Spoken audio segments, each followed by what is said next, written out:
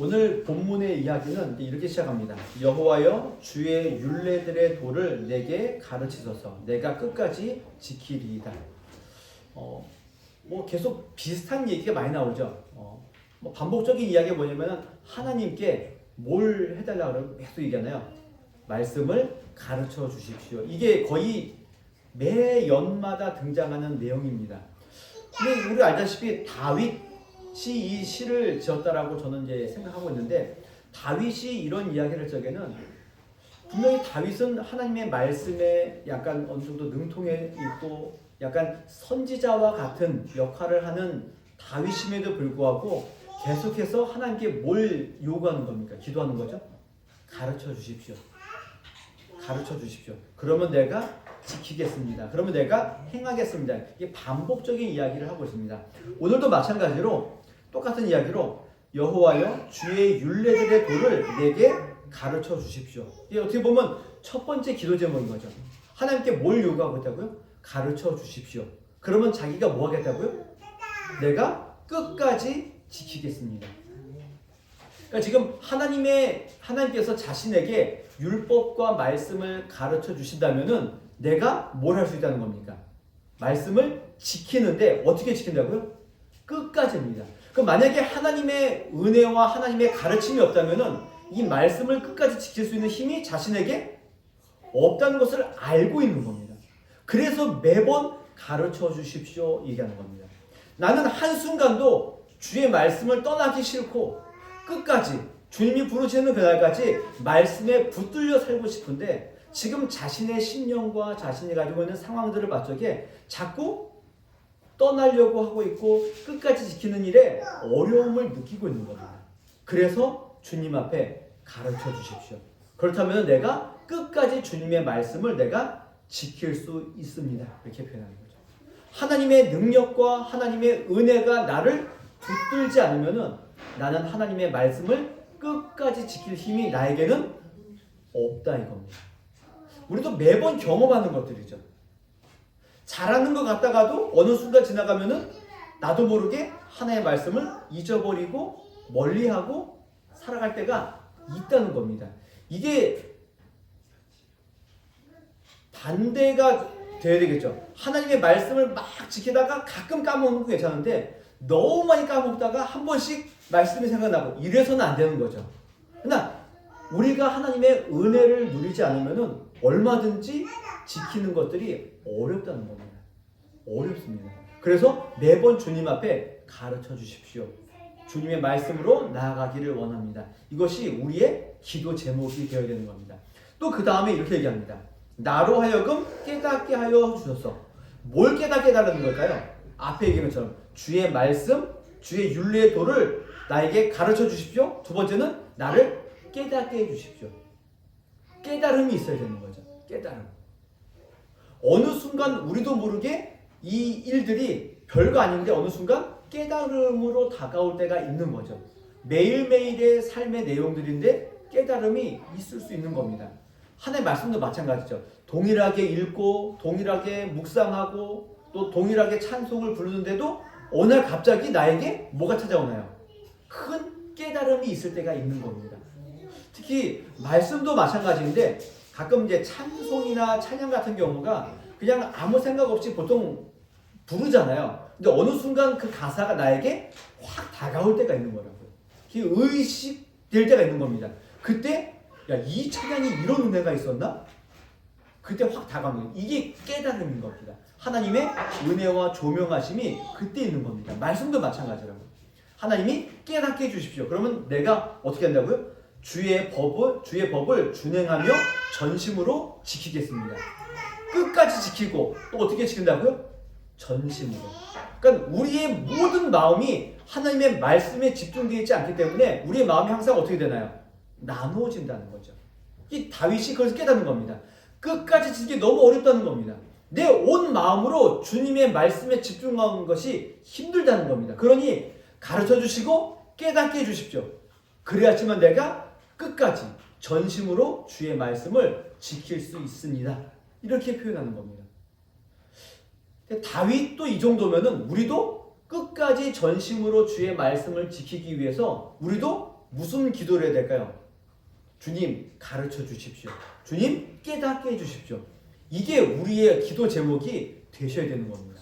자, 이렇게 얘기한 다음에 또 이렇게 기도합니다. 나로 하여금 주의 계명들의 길로 행하게 하소서. 내가 이를 즐거워함이니이다. 자기에게 또 뭘 지금 기도하고 있습니까? 주님의 길로, 계명들의 길로 행하게 해주십시오. 길이라는 이야기는 그 말씀의 길을 따라가겠다는 겁니다. 걸어가겠다는 겁니다. 하나님의 말씀이 나에게 주어지면은 깨닫게 하시고 가르쳐주신 말씀이 있다면은 그 길로 내가 행하겠다는 겁니다. 걸어가겠다는 겁니다. 그러니까 걸어가겠다는 의미는 내가 거기에 의지가 있다는 것이죠. 실제로 거기에 행하고 싶은 마음들이 나에게 있는 겁니다. 그런데 이런 마음이 생기지 않으면은 하나님의 은혜가 우리에게 나타나지 않을 수 있는 거죠. 하나님의 말씀은 들려졌는데 하고 싶지 않아요. 그래서 그 길을 가고 싶지 않은 겁니다. 그러면 어떻게 될까요? 하나님의 은혜가 그에게 없을 수 있는 거죠. 우리가 의지를 가지고 마음을 가지고 그 길을 행해도 하다가 중간에 그만두는데 아예 마음조차 없다면은 그 일을 할 수 없게 되겠죠. 그렇기 때문에 항상 주님 앞에 내가 이 길을 갈 수 있도록 이 일을 행할 수 있도록 도와주십시오 이겁니다. 왜냐하면은 주님의 길을 걸어가는 것이 나에겐 뭐가 된다고요? 즐거움입니다. 즐거움. 하나님의 말씀의 길을 걸어가는 것, 말씀대로 살아가는 것, 이것이 뭐라고요? 즐거움인 겁니다. 그래서 지난 시간에 얘기했던 것처럼 내 영혼이 진토에 붙어 있고 내 영혼이 눌림으로 말미암아 녹고 있어도 주의 말씀이 나를 깨우친다면은 우리가 그 말씀의 길을 어떻게 한다고요? 달려가는 거죠. 왜 그렇습니까? 기쁘고 즐거운 길이기 때문에 내 영혼은 눌려도 기쁨으로 달려갈 수 있다. 이겁니다. 오늘 본문의 이야기도 끝까지 전심으로 지키며 즐거워하는 마음이 나에게 있기 때문에 주님이 나에게 은혜를 주시고 가르쳐 주시고 깨닫게 해주시고 그 길을 걸어가게 하시지 않으면은 이런 일들을 할 수 없습니다. 이겁니다. 그럼 실제로 다윗은 끝까지 전심으로 말씀으로 즐거워하는 마음들이 그에게는 있다가 없다가 하는 마음들이 계속 있는 겁니다. 그래서 주님 앞에 기도하는 거죠.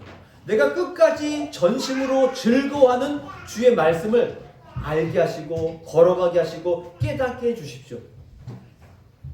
이게 다윗의 기도인 겁니다.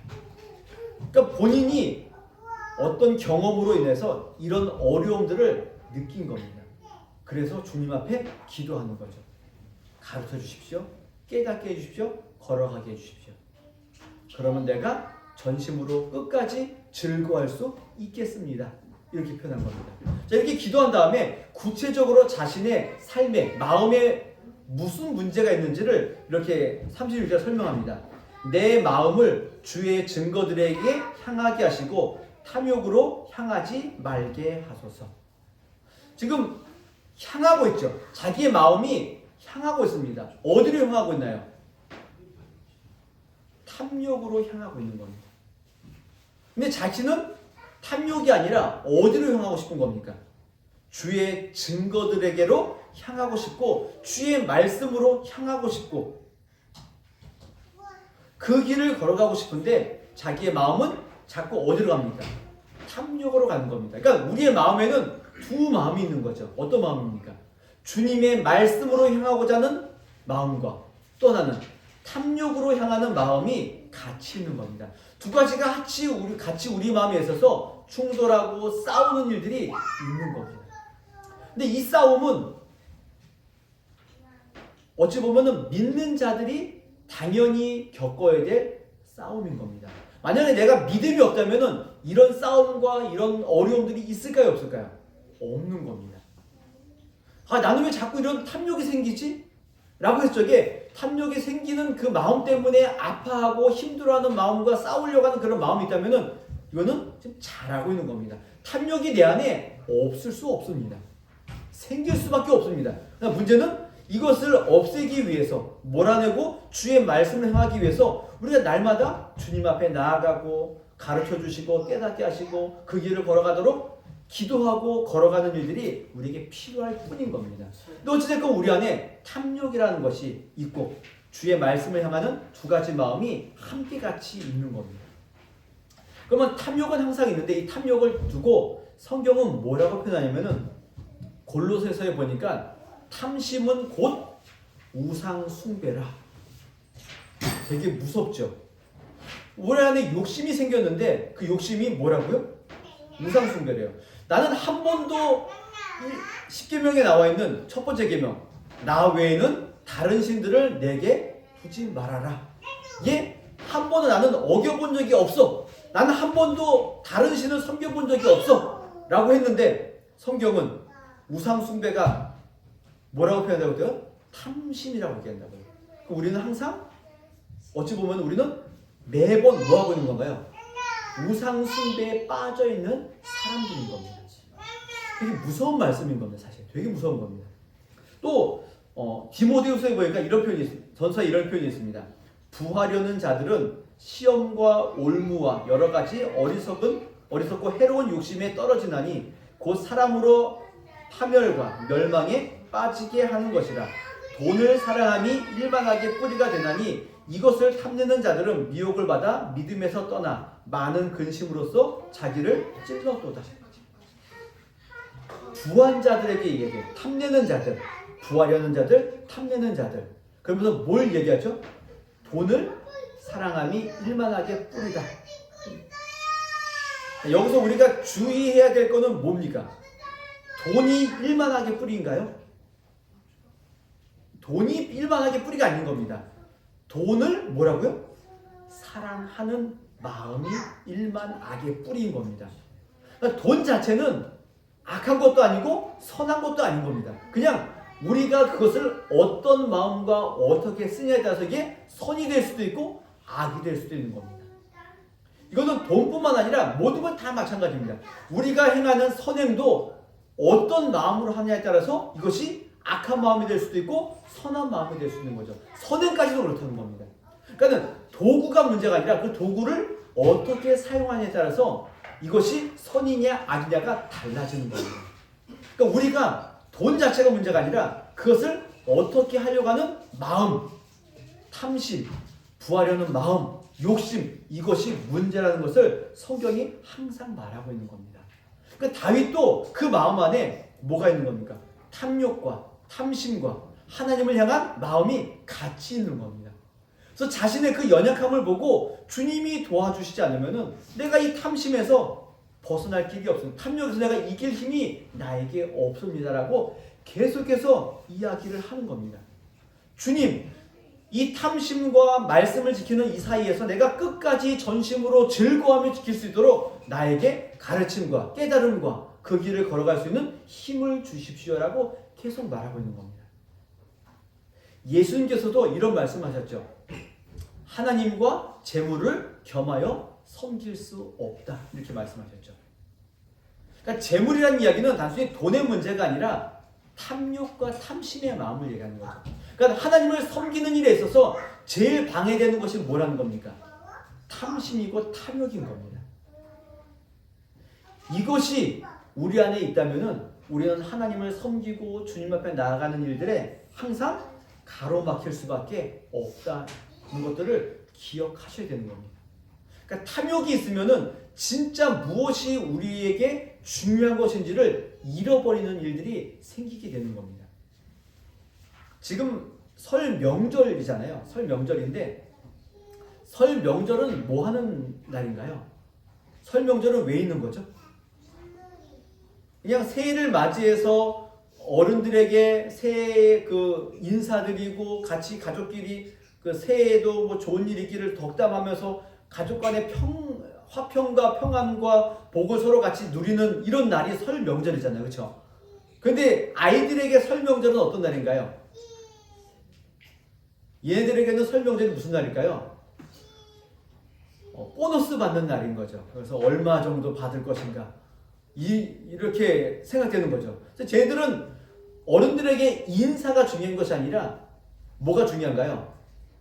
돈을 받는 일에 훨씬 더 중요한 마음이 안 걸을 수도 있어요. 제가 뭐 애들을 오해할 수는 있지만 돈이 있는 겁니다. 그래서 전에 한번 어디 어른한테 인사하러 갔더니 셋 다 갑자기 입이 쫙 찢어지더라고요. 왜 찢어졌을까요?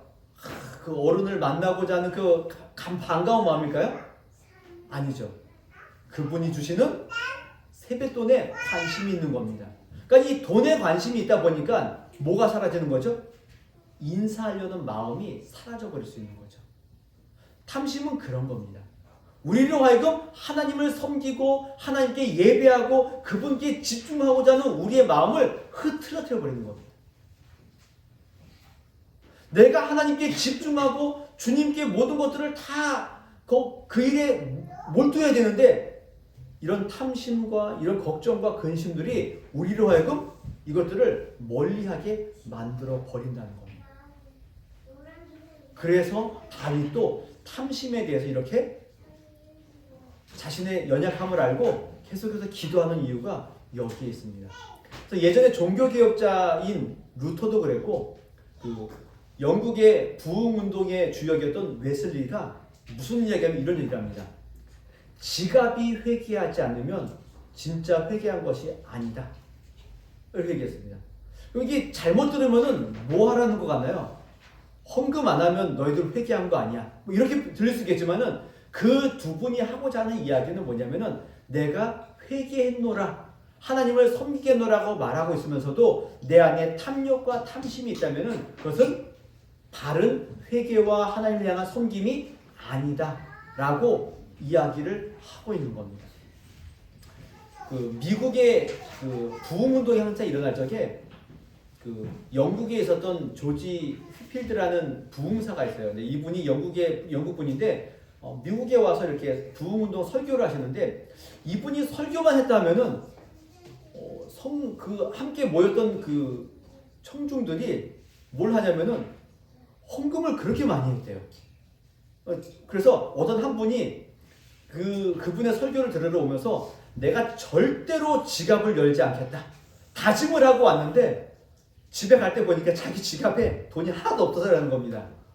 그러니까 이 얘기는 뭐 헌금을 많이 해야 좋은 거다 제가 이 얘기를 하는 것이 아니라 우리가 주님 앞에 마음을 드리고 주님을 사랑하고 주님을 헌신한 마음이 있다면은 돈의 문제가 아니라 주님 앞에 내가 모든 것들을 다 내어놓을 수 있는 마음이 생긴다는 겁니다. 욕심이 사라져버린다는 겁니다. 그러나 이것이 그러면 욕심이 있으면 나는 주님을 안 섬기는 것이니까 그런 의미는 아닌 겁니다. 그러나 그것을 멀리하기 위해서 계속해서 끊임없이 내 안에서 그 욕심과 탐욕과 싸우고 다투고 이기기 위한 열심들이 우리에게 항상 있어야 되는 거예요. 있어야 되는 거예요.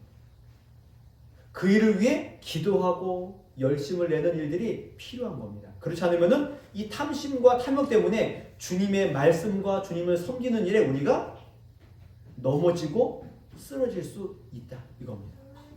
자, 이 탐욕에 대한 이야기를 한 다음에 다윗이 또 무엇이 나로 하여금 주님을 끝까지 전심으로 즐거움으로 섬기지 못하게 만드는가? 탐욕이 첫 번째였고요. 두 번째는 허탄한 것을 안 보는 겁니다. 그러니까 내 눈이 뭘 보고 있다고요? 허탄한 것들에 마음을 쏟고 있다는 겁니다. 그러니까 사실 어떻게 보면 탐욕과 같은 이야기인 겁니다. 내 눈이 뭘 보고 있다고요? 허탄한 것을 본대요. 그래서 예전에 경건한 분들이 눈을 뭐라고 표현하면은 두 개의 눈은 두 개의 문이다. 문. 왜 문일까요? 문은 뭐 하는 건가요? 뭐가 들어오는 거죠. 내 안으로 들어오는 겁니다. 우리의 눈으로 모든 악한 것들과 허탄한 것들을 다 받는 겁니다. 눈으로 보는 거죠. 눈으로 보는 겁니다. 야고보서에도 뭐라고 표현해요? 안목의 정욕을 표현하죠. 그러니까 우리의 눈은 사실 뭘 봐야 되나요? 하나님, 말씀, 진리, 영원한 것 이런 것들을 보는 일에 우리의 눈이 필요한데 우리의 눈이 자꾸 뭘 보나요? 허탄한 것들, 이상한 것들에 우리의 마음을 쏟고 있다는 겁니다. 쏟고 있다는 겁니다. 그래서 그 눈으로 보는 허탄한 것들이 우리의 마음에 들어와서 다른 것들을 자꾸 마음을 쏟게 하고 그것에 관심을 가지게 하고 있다는 겁니다. 이 세상은 눈으로 봤을 좋은 것들, 눈으로 보기 좋은 것들 이것을 추구하고 있죠. 그래서 우리는 눈으로 보는 것이 좋은 것이 아니라 안 보이는 것들에, 우리의 눈으로 안 보이는 것들에 더욱더 큰 의미를 둬야 하는 거죠. 그래서 보통 그 음식은 입으로 맛보는 것이 아니라 뭘로 맛본다 그러나요? 눈으로 맛본다는 얘기 들어보셨나요? 맛있는 음식은 뭘로 본다고요? 눈으로 맛을 본다는 겁니다. 이게 뭔 얘기입니까? 왜냐면 멋있고 예쁘면 일단 맛있어 보이는 거죠. 근데 아무리 맛있어 보여도 눈으로 보이는 게 영 별로면은 좀 그렇다는 거죠, 이게. 우리의 눈은 그런 역할을 합니다. 우리의 눈이 뭘 봐야 된다고요? 허탄한 것이 아니라 영원한 것, 진리와 생명의 것들에 볼 수 있는 눈들이 우리에게 필요한 겁니다. 그 예전에 그 그리스 로마 신화에 보면은 그 판도라의 상자라는 게 있습니다. 들어보셨죠? 이 판도라의 상자가 뭐냐면은 이 제우스가 사람들이 너무 좋은 것을 많이 갖고 있으니까는 그들을 이제 약간 뭐랄까 골탕 먹이기 위해서 그 상자를 한 여자에게 줍니다. 그리고는 절대 열어보지 말라고. 약간 뭐와 비슷한가요? 창세기에 나와 있는 그 선악과를 먹지 말라는 그 일에 누가 그 일을 주도하나요? 여자인 하와가 주도한 것처럼 마찬가지로 여자에게 판도라의 상자를 줍니다. 근데 너무 궁금해서 그 판도라의 상자 어떻게 하나요? 열죠. 열더니 거기서 뭐가 나오나요? 그 나쁜 것들 다 나오죠. 뭐 슬픔, 뭐 증오, 살인 이런 것들 막 나오는 겁니다. 그래서 이 세상이 약간 안 좋은 것들로 막 가득 차 있는 거죠. 근데 이때가 너무 힘들다 싶어가지고 이러면 안 되겠다 싶어가지고 그 여성이 뭘 하나요? 덮어버리죠. 그래서 그 판도라 상자 안에서 안 나온 게 하나 있습니다. 그게 뭘까요? 희망입니다. 희망.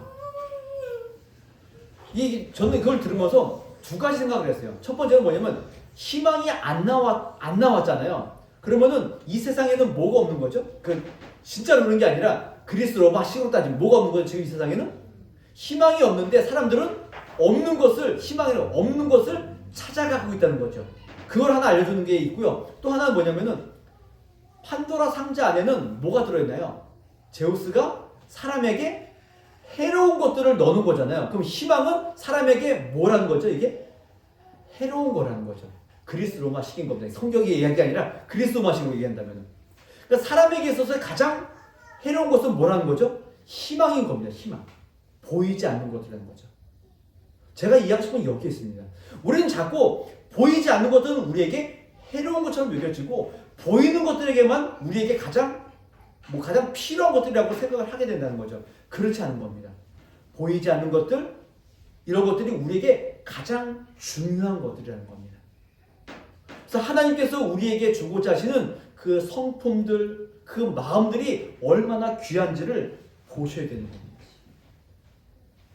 그래서 학교에서도 뭐 그런 건 없지만은 요즘 가끔 나오긴 하지만은 뭐 공부 잘하는 애들에게는 뭐 상을 주기도 하지만은 뭐 정말 착한 상 이런 거는 요즘 거의 없죠. 그런 거 잘 안 주잖아요. 그렇죠? 그냥 어쩔 수 없이 졸업할 때 모든 애들에게 주기 위해서 뭐 친절상 뭐 이런 걸 주지만 정말 그것이 귀하고 가치 있다고 여깁니까? 1등에게 주는 우등상하고 선행을 많이 한 선행상을 있다면은 여러분은 자녀가 뭘 받았으면 좋겠습니까? 뭘 받았으면 좋겠어요? 솔직한 이야기로. 이왕이면 1등상이 좋겠죠. 뭐 선행, 뭐 친절 이런 거는 뭐 대충 아무나 다 줄 수 있는 거잖아요. 그렇죠? 그러나 우리의 가장 큰 가치가 보이지 않는 것에 있다면은, 허탄하지 않은 것에 있다면은 1등상보다도 뭐가 더 중요하죠? 친절상, 선행상, 정직 이런 것들에 마음을 쏟아내셔야 되는 거예요. 거기에 우리가 마음을 쏟지 않으면은 우리는 계속 어떻게 되나요? 끝까지 주의 말씀을 지키고 전심으로 지키고 즐거움으로 지키는 일에 넘어질 수밖에 없다는 겁니다. 다윗이 이야기하죠. 주님, 탐욕과 허탄한 것들이 나에게 많이 있으니 주님 나에게 율법과 말씀을 가르쳐 주시고 깨닫게 해주셔서 내가 그 길을 걸어가지 않도록 오직 주님의 은혜로만 살아갈 수 있도록 나를 도와주십시오. 지금 그렇게 이야기를 하고 있는 겁니다. 보이지 않는 것, 여기에 관심을 많이 두십시오. 이것이 가장 중요한 우리의 은혜다라는 겁니다. 그리고는 이렇게 마지막에 얘기합니다. 주를 경외하게 하는 주의 말씀을 주의 종에게 세우소서. 주를 경외함이 중요합니다. 그 주님을 경외하는 일에 가장 중요한 것이 뭐라고요? 주의 말씀입니다. 그러니 주의 말씀으로 나를 세워 주십시오. 이렇게 표현하고 있죠. 두 번째로는 내가 두려워하는 비방을 내게서 떠나게 하소서. 주의 귀에 드는 선함입니다. 믿는 자들이 가장 힘든 게 뭐라고요? 비방입니다. 비방. 이 비방이라고 할 적에는 내가 그냥 열심히 주의 말씀을 지켰더니 옆에 있는 사람들이 나를 욕하고 핍박하고 이런 의미의 비방이 아니라, 여기서 얘기하는 비방은 내가 하나님의 말씀을 지키고 있음에도 불구하고, 주님의 자녀임에도 불구하고 하나님의 말씀대로 내가 못 살 수 있는 우리의 마음, 이것이 나의 가장 큰 명예의 추락이고 내가 비방받을 만한 내용이다라고 좀 설명하는 겁니다. 그러니까 사람들이 나를 욕하는 것이 힘든 것이 아니라 내가 가장 두려운 것, 다윗이 가장 두려운 것은 내가 주의 말씀에서 떠나는 것이라는 겁니다. 주님이 나에게 은혜를 주시고 사랑을 주시고 말씀을 주시고 모든 것을 다 주셨는데 주님의 길을 내가 떠나는 겁니다. 이것이 자기의 가장 큰 불명예라고 생각합니다. 이것들을 내가 가장 두려워하니 주님, 그런 일들이 나에게 일어나지 않도록 주님의 규례의 선하심을 내가 맛볼 수 있도록, 알아갈 수 있도록 도와주십시오. 이렇게 또 기도하는 겁니다. 그리고 마지막으로 내가 주의 법도들을 사모하여 싸우니 주의 의로 나를 살아나게 하소서. 주님의 법을 내가 사모하니까 나를 탐욕과 허탄한 것들이 아닌 주님의 의로 나를 살아나게 해주십시오. 이것을 내가 원하오니 주의 말씀을 지키고 깨닫고 그 일 따라 내가 걸어갈 수 있도록 은혜를 베풀어 주십시오. 이렇게 찬송하고 기도하는 내용이 오늘 5번째 연의 시의 내용인 겁니다. 오늘 다윗의 이런 고백들처럼 오늘 저와 여러분들도 탐욕과 허탄한 것들에 마음을 두지 않기 위해서 날마다 주님의 말씀에 집중할 수 있도록 하나님께 나에게 가르침과 깨달음과 즐거움을 주셔서 우리로 하여금 탐욕과 허탄함이 아닌 주의 말씀에 집중할 수 있도록 주님의 길을 기쁘게 걸어갈 수 있도록 도와주십시오. 나에게 탐욕과 허탄한 마음을 제하여 주시고 주의 말씀의 소중함을 깨달아 알게 해주셔서 그것으로 내 영혼이 다시 한번 살아날 수 있도록, 탐욕으로 죽어가는 내 모습이 아니라 주의 말씀으로 내 영혼이 다시 살아나고 주님의 의로 다시 한번 소송하게 되는 우리의 모습, 우리의 영혼, 우리의 삶이 될 수 있도록 은혜를 베풀어 달라고 날마다 기도하며 살아가시는 성도들이 되시기를 주님의 이름으로 부탁을 드리겠습니다.